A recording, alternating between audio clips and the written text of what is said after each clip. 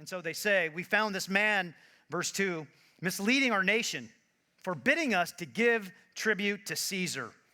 And he's saying he's a king. Pilate asked him, are you the king of the Jews?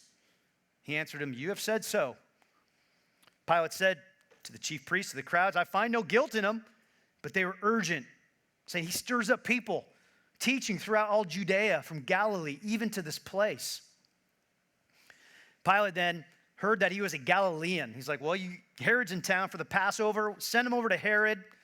Have Herod take a look at him. Herod sends him back to Pilate. Verse 13, he calls the chief priests, the rulers, the people, and said to them again, you brought me this man as one who is misleading the people. And after examining him before you, behold, I did not find this man guilty of any of your charges against him. Neither did Herod, for he sent him back to us. Look, nothing deserving death has been done by him. I will therefore punish and release him. What we see in this whole text and how Pilate handled this is that Pilate was way more concerned about his career. He was way more concerned about what people thought and fear of man. He was way more concerned about his status, and he ultimately dismisses Jesus. Pilate was a coward. Pilate was a coward. No less than 3 times he says, I find no fault in him. Pilate knew, but he did not act upon which he knew. He did not act.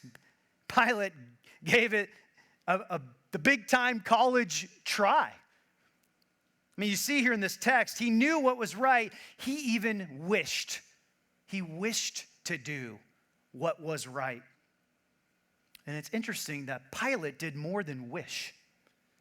Pilate spoke for Christ. He did more than wish. He spoke for him, in favor of him, but it did not proceed to action. It's possible for someone to say, I find no fault in him, but then their actions lead to condemn him to die. It's as Spurgeon said.